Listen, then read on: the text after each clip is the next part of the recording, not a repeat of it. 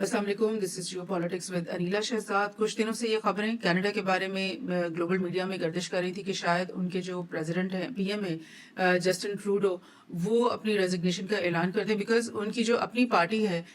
उसकी तरफ से उनके ऊपर बहुत दबाव पड़ रहा था कि आप रिज़ाइन कर दो बिकॉज़ उनकी जो मकबूलियत है ये पिछले 1 साल में स्पेशली बहुत ही वो डिक्लाइन हो गई और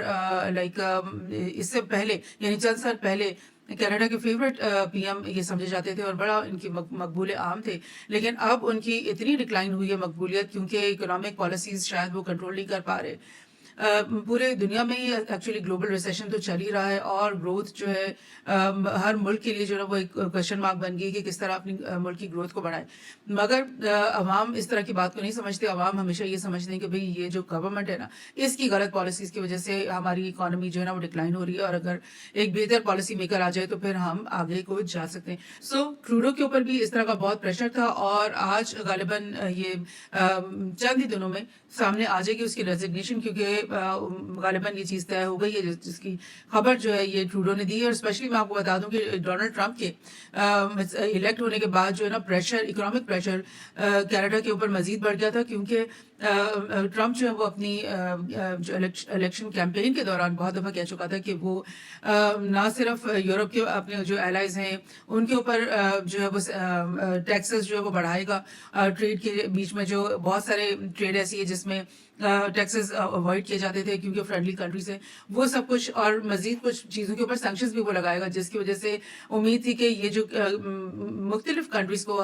यूरोप में भी और कनाडा में भी और बाकी जो उसके जो दुश्मन ममालिक हैं उनके ऊपर तो वैसे भी एक तलवार लटक रही है कि ट्रंप आएगा और आते साथ ही एक ट्रेड वॉर दोबारा से ना शुरू कर दे चाइना के साथ, रशिया ईरान के साथ। वो सब तो बैकग्राउंड में है ही, लेकिन ये जो इनके अपने एलाइज हैं इनके साथ क्यों ट्रंप ऐसा करेगा और क्यों उसको लग रहा है कि अब मुझे अपने एलाइज की ज़रूरत नहीं है और मुझे उनको अपने साथ मिला के नहीं रखना, उनकी दोस्ती की मुझे ज़रूरत नहीं है। तो ये सब कुछ अब सामने आ रहा है और आप देख रहे हो कि Canada's PM likely to announce resignation, sources कह रहे हैं और ये रॉयटर ने न्यूज़ दी है। लेकिन मैं आपको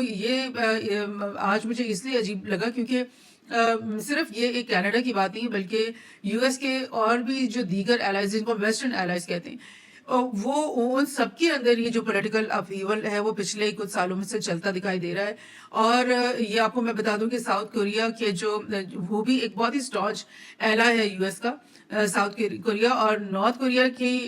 जिद में या नॉर्थ कोरिया के अपोजिशन में यूएस जो है वो बहुत स्ट्रांगली हेल्प करता है साउथ कोरिया को। उनकी जो इकोनॉमिक प्रोग्रेस है और उनकी डेवलपमेंट है उसमें भी यूएस की जो फ्रेंडली पॉलिसीज हैं उनका बहुत हाथ है। और इसके अलावा ये कि यूएस की जितनी भी वहाँ पे साउथ कोरिया में मिलिट्री है वो भी सारी यानी 80% आप समझ लो वो यूएस की मिलिट्री ही वहाँ पे मौजूद है। जिस तरह एग्जैक्टली जैसे जापान का मॉडल है जिसमें यूएस ने उनको मना कर दिया था कि आपने अपनी आर्मी नहीं बनानी, डेवलप ही नहीं करनी, हम ही यहाँ पे एज आपकी आर्मी के तौर पे यहाँ पे बैठे रहेंगे। वही सारा सेम फॉर्मूला साउथ कोरिया में भी कई दिहाइयों से यानी जब से वर्ल्ड वॉर 2 के खत्म होने से और जब से साउथ कोरिया और नॉर्थ कोरिया वॉर हुई थी उसके बाद से साउथ कोरिया के अंदर भी जितनी भी आर्म फोर्सेस है वो ज्यादातर यूएस की ही हैं। तो अब वो जो इतना स्टेबल समझा जाता है, जैसे कि सारा वेस्ट को एक इकोनॉमिकली स्टेबल ब्लॉक समझा जाता है, जैसे कि तमाम जो ग्लोबल नॉर्थ है या वेस्टर्न कंट्रीज हैं या वेस्टर्न एलाइज हैं उनकी इकोनॉमीज को समझा जाता है कि बहुत ही स्ट्रांग है, रोबस्ट है और ग्रोथ ओरिएंटेड उनकी इकोनॉमीज हैं। लेकिन वो सब पिछले आप समझ लो 10 साल की बात अगर आप करते हो तो डिक्लाइन जो है वो हर इकोनॉमी में आया है, पूरे ग्लोब में आया है। लेकिन ये जो वेस्टर्न एलाइज हैं इनके मुल्कों में जो इकोनॉमिक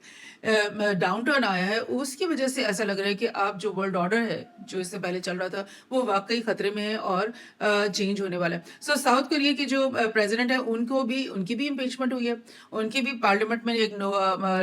नो कॉन्फिडेंस वोट हुआ है पहले, फिर उसके बाद उनको इम्पीच किया गया है और फिर उसके बाद उनकी इवन अरेस्ट के वारंट निकले हुए हैं और वो उसको मतलब डॉज कर रहे हैं, वो अपना अरेस्ट दे नहीं रहे हैं, वो भी अपनी पॉलिटिकल पावर यूज कर रहे हैं कि इम्यूनिटी अपने लिए वो बनाते जा रहे हैं। लेकिन बहुत सारे प्रोटेस्टर्स इस वक्त आज के दिन में ही सड़कों पे खड़े हुए हैं और जो कह रहे हैं कि ये जो यून है इनको फौरी तौर पे अरेस्ट किया जाए और उनसे तमाम जो उन्होंने गलत काम किए होंगे, करप्शन की होगी, उसका हिसाब लिया जाए। तो ये तो बिल्कुल वही स्टोरीज लग रही हैं जो कि पाकिस्तान की पॉलिटिक्स में भी हम देखते ही रहते हैं। जो भी गवर्नमेंट आती है उसके ऊपर इम्पीचमेंट का और नो कॉन्फिडेंस वोट की तलवार हमेशा लटकी रहती है। उसके करप्शन के केसेस जो है बैकग्राउंड में जो है वो सबको पता होते हैं, वो म्यूजिक बज रहा होता है और इवेंचुअली किसी को ओवरथ्रो कर लिया जाता है, किसी को के ऊपर नो कॉन्फिडेंस वोट करवा दिया जाता है, किसी के ऊपर इम्पीचमेंट की बात आ जाती है। तो ये सब कुछ अब वेस्टर्न एलाइज के कंट्रीज में भी हो रहा है। जैसे कि जस्टिन ट्रूडो कनाडा में बैठा है, वो खुद ही से क्यों रेजिग्नेशन देगा, क्योंकि उसको लग रहा है कि मेरे खिलाफ नो कॉन्फिडेंस वोट आ जाएगा या उसको लग रहा है कि मेरे खिलाफ कोई इम्पीचमेंट ना आ जाए। तो उसको तक पहुंचने से पहले उसने ये डील अपने लोगों के साथ कर ली अपनी पार्टी के प्रेशर में कि चलो मैं रिजाइन हो जाता हूँ और किसी और को प्रेसिडेंट हम बना लेते हैं और उसके बाद इलेक्शन आने वाले तो फिर अवाम जो है वो फैसला करेगी। तो यही कुछ जो है साउथ कोरिया में भी हो रहा है। तो लाइक जब आपके सारे एलाइज जो है वो डिस्टेबलाइज होते हैं, इकोनॉमिकली जो है वो अपनी सर्वाइवल के मोड में होते हैं और पॉलिटिकल टर्मर्स का शिकार होते हैं, तो फिर बड़ा ही डिफिकल्ट हो जाता है आपको एक पावर का जो आप वो अपना बना के बैठे होते हो ना, उसको कायम रखना जो है वो बड़ा मुश्किल हो जाता है। यूके में भी इस तरह का टर्मोइल आया। पहले तो उनके ब्रेक्जिट आ गया, ब्रेक्जिट की वजह से वो यूरोपियन यूनियन से अलग हो गए। और आप खुद सोचो, एक बात बड़ी मुझे इंटरेस्टिंग लगती है कि यूरोपियन यूनियन जो है वो यूक्रेन के अंदर पूरा का पूरा वॉर कर रहा है कि भाई यूक्रेन को यूरोपियन यूनियन के अंदर शामिल करना है, लेकिन उनका जो बिल्कुल कलीदी और फाउंडिंग मेंबर ब्रिटेन है वो तो अपने खुद ही वोट करके बाहर निकल गया है। तो क्या उसकी रह जाती है, उसकी वर्थ रह जाती है यूरोपियन यूनियन की, जिसमें अगेन तमाम जो कंट्रीज हैं वो डिक्लाइन, इकोनॉमिक डिक्लाइन का शिकार हैं। अगेन जो है वो वहाँ पर तमाम कंट्रीज के अंदर पॉलिटिकल अपहीवल्स चल रहे हैं और तो क्या मज़ा आएगा यूक्रेन को कि वो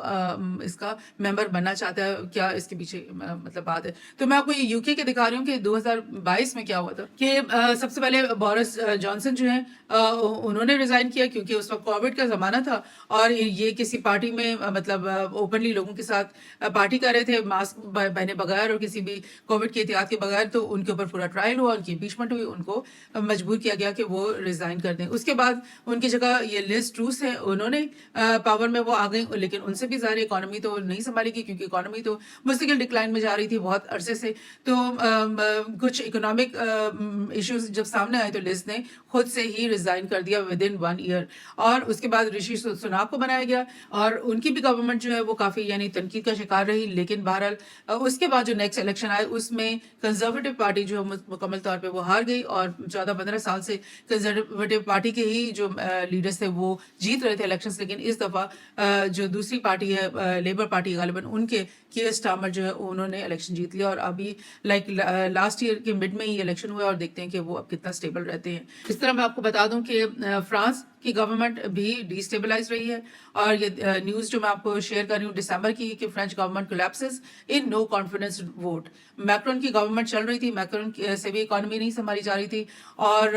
उसकी पॉलिटिकल डिसीजंस भी जो ऐसी थी जो नहीं पसंदीदा थी आवाम को। और आवाम की प्रोटेस्ट जो येलो वेस्ट प्रोटेस्ट हैं वो तो बहुत सालों से चल ही रहे थे मैक्रोन के खिलाफ, बिकॉज पीपल वर रियली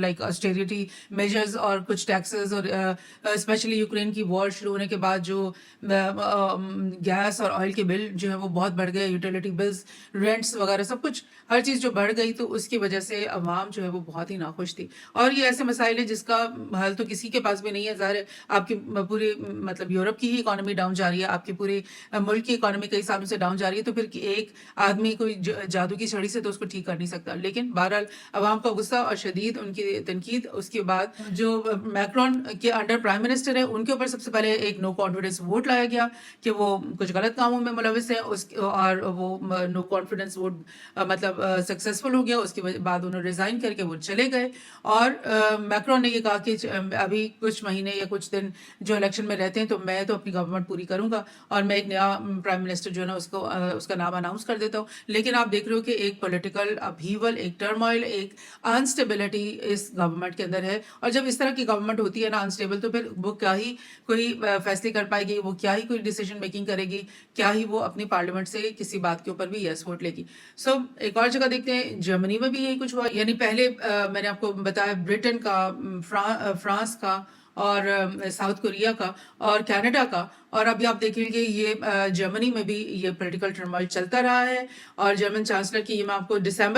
17 दिसंबर की बात बता रही हूँ कि शॉल्ज के खिलाफ नो कॉन्फिडेंस वोट पिछले महीने हो चुका है। और उसके बाद उसने भी यानी कि ऐलान कर दिया कि हम जल्दी से इलेक्शन करवा लेते हैं और नया इलेक्शन से नया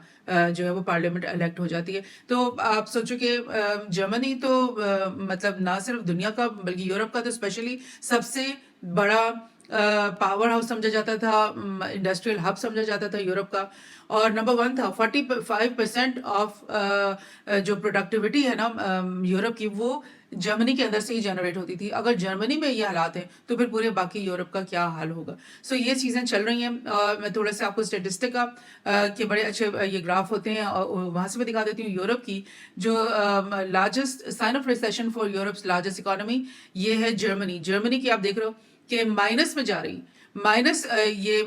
2019 का ये ग्राफ है। अभी का ग्राफ ज़रा डिफरेंट होगा, लेकिन ये कितना, यानी 2019 में यानी तमाम नेगेटिव इतना कि नेगेटिविटी में वो बढ़ रहे थे, और -6.8। कहाँ हमारे मुल्क में जब 1%, 2%, 3% पे आ जाते हैं तो बड़ी तनकीद होती है कि भाई गवर्नमेंट की पॉलिसीज गलत हैं। और यहाँ पर देख लो कि इतना बड़ा इकोनॉमी हब है, वो -6.8 के ऊपर चल रहा था। एक और ग्राफ आपको दिखाती हूँ कि कनाडा का जो ग्रोथ है 2019 से 2029 तक फोरकास्ट भी है इसके अंदर। ये आप देख रहे हो कि 2020 जो कोविड का जमाना है उसमें तो बिल्कुल ही डिक्लाइन हो गया कनाडा की ग्रोथ। उसके बाद वो एकदम से ऊपर गई, लेकिन वो सस्टेनेबल नहीं थी। और आप देख रहे हो कि 2023 में 1.25 पे ग्रोथ, फिर और 24 में इस वक्त 1.34 पे ग्रोथ, और फोकस्ड है कि ये जो अब साल आया है इसमें 2.3 ग्रोथ शायद हो जाए। लेकिन उसके बाद का जो फोकस्ड है 2029 तक, उसमें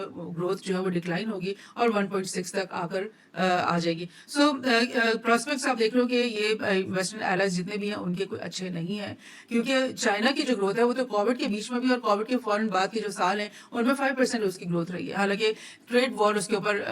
इम्पोज की गई थी, बहुत कुछ उनको रोकने के लिए और तोड़ने के लिए किया गया था। यूएस को भी देख लेते हैं थोड़ा सा कि ये इनकी भी एग्जैक्टली 2019 से 29 तक का फोरकास्ट भी दिया हुआ है ये स्टैटिस्टिका ने, और इनकी भी जो है ना